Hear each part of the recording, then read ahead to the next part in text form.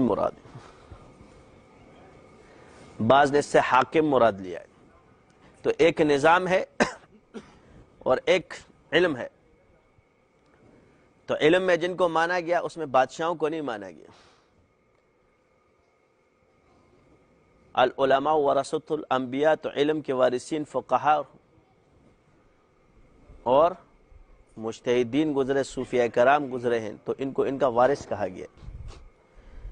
اسی طرح تیسرا جو چوتھا اصول ہے وہ ید اللہ علی الجماع، اللہ کا ہاتھ جماعت کے اوپر ہے۔ یہ چوتھا سے اجماع، قرآن سے یہاں سے یہ چیزیں ثابت ہیں۔ پھر احادیث سے کہاں سے ثابت ہے؟ میرے امت کے علماء کہیں غلط جگہ متفق نہیں ہو سکتے۔ حدیث سے کیا ہے؟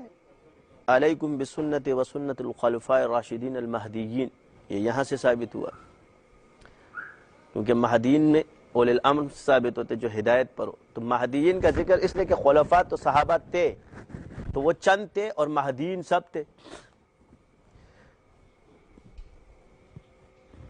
مہدیین اینڈ تک آئے مگر خلفاء تو چند تھے، اس لیے اس کو خلفاء کو بھی بیان فرمایا اور مہدیین کو بھی سب فرمایا کہ مجتہدین جو بعد میں ہدایت یافتہ لوگ آئیں گے تو انہی کی تو اتباع کی جائے گی۔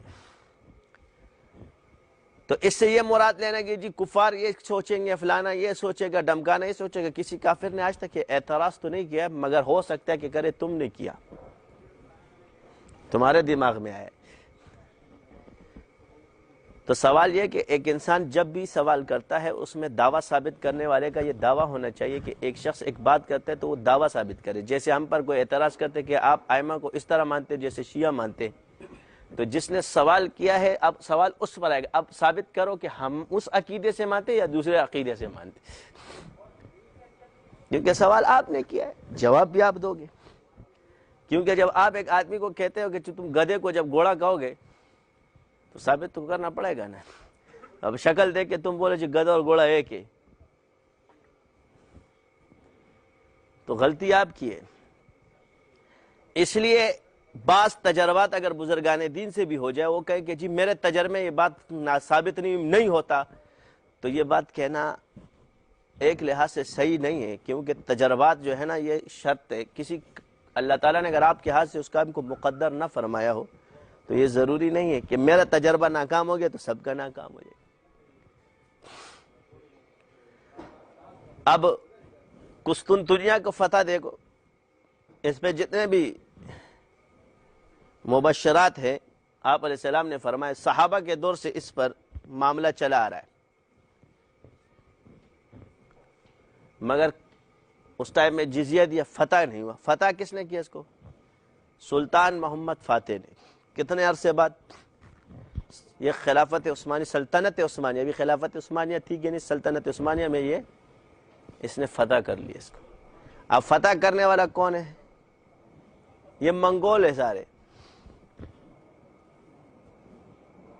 کون ہے یہ؟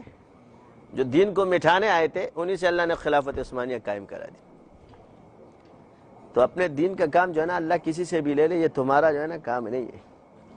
آج کل اس کا جدید نام استنبول ہے، یہ پرانا قسطنطنیہ ہے۔ کیا ہے؟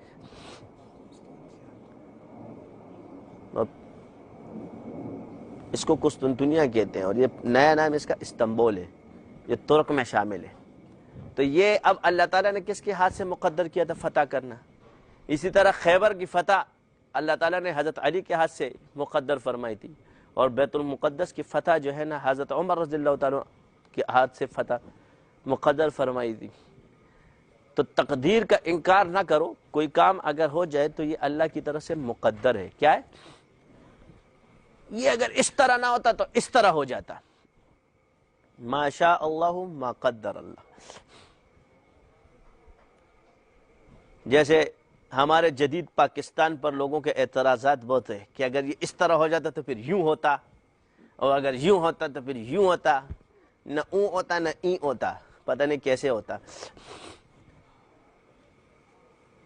بھائی کسی بزرگ کا کوئی بھی قول ہو اس کو مذہب مت بناؤ، کیونکہ بزرگ کا قول مذہب نہیں ہے، فعل مشائخ شریعت نیست ہے۔ ہم نے خدا نخواستہ پتہ نہیں کیا بنایا۔ میں یہی تو کہہ رہا ہوں کہ تم تو ان کے ائمہ معصومین پر اعتراض کرتے، جو ہم خود ائمہ معصومین بنے، اس کا کیا کرو گے؟